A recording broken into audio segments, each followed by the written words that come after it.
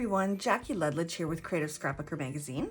Today I'm going to show you how I created this gorgeous card using a variety of products from Indigo Blue, some cutting tools from Olfa Crafts, some Ranger ink and gel medium, along with some scrapbook adhesives by 3L products.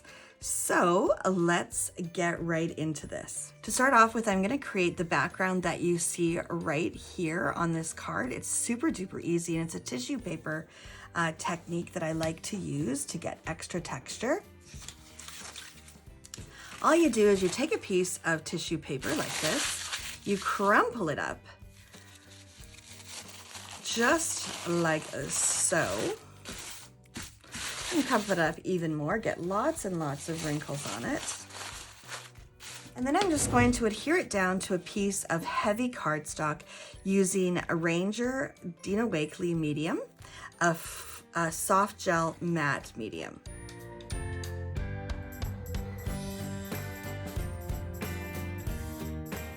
Once we have it down, I'll then put a really thin layer right over the top. Then I will set this aside and let it dry. I usually let these type of projects dry overnight, but you could probably get at it in a few hours if you like. This is what it looks like when it's dry. Now, the tissue paper that I used for this project is a slightly different color. It's more of a craft color, whereas the one that I used previously was a yellow, had a little bit more of a yellow shade, but it's the same results, just a slightly different color. So this is the one that I've created here, and this is where I'm going. So I'm creating this background that you see right there. The next thing that I'm going to do is I'm going to add a slight blue tinge to the background, and I'm going to be using the Indigo Blue gilding gum along with their pigment powder, and I'm going to show you how super duper it is easy to use this product. So we just take a little bit, and I'm just going to put it into a lid that I have from some container, because it's absolutely the perfect size. Put a little bit of this in there like that. Squirt some of this gilding gum, and it dries clear. And then I'm just going to stir it up.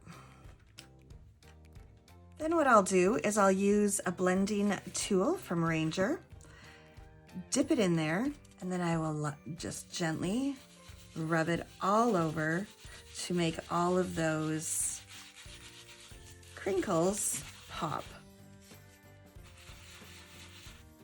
And that's what it looks like when it's dry. Cool. Next, I'm going to, as we continue to build this background, I'm going to stamp using some of these fabulous Indigo Blue stamps right onto the background.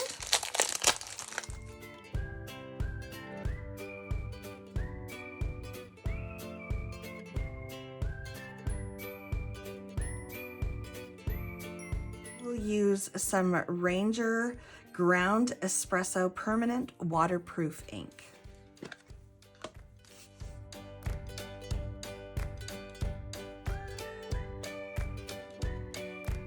And I will just set that aside, and the next thing that we're going to create is this beautiful sunflower that you see right here on the card. What I did to create this sunflower is I stamped it using Ranger Archival Permanent waterproof ink onto a piece of handmade paper.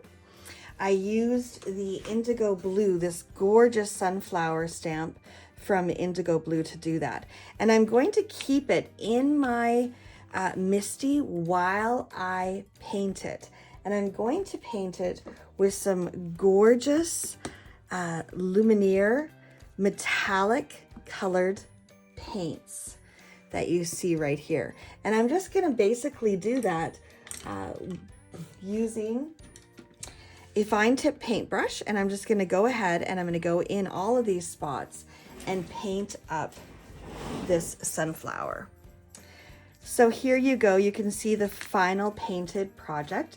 And the reason why I left it in place when I painted it was so that I could go over top of it again using my Ranger Archival ink. I can go over top of it again so that it pulls out and pops all that fabulous color. Isn't that gorgeous? Absolutely beautiful. The next thing that I did was using my Olfa cutting mat and my Olfa craft knife, I went ahead and I cut it out as close to the edge as possible. And this craft knife makes it incredibly easy to do that. So you can see that I've done it here already. Then using my gel medium and a paintbrush, I went ahead and I had adhered it down to the corner of that panel that we set aside. So you can see it right there. And then I put a thin layer of the gel medium once again over top the panel that I had originally stamped. We let it dry, and then I used an Elizabeth Craft Design stitched rectangle to cut it out to this size, just like that. The next thing that I did was I used some Ranger Archival ink and a charcoal pencil, and I went around the edges and I applied some of the ink to the edges to grunge it up a bit, and I went around these edges with a charcoal pencil to make the flower pop just a little bit more. So you can see the difference between it not being inked with the Ranger Archival ink and then the charcoal pencil. So it just really made it pop. Final steps is to adhere this all together to a card base. And I did that using my Scrapbook Adhesives by 3L Ultra Permanent Tape Runner. This makes sure that everything is going to stick together really well. The next thing that I did was I grabbed some Dina Wakley from Ranger, these collage paper or vellum paper sentiments. I found one that I liked.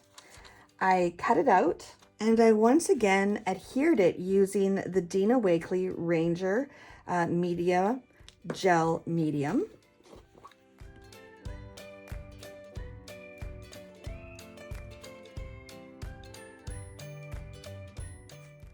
And for the final touches of the card, I added some Robin's Nest Dewdrops, and I adhered those to the card using my Scrapbook Adhesives by 3L adhesive dots.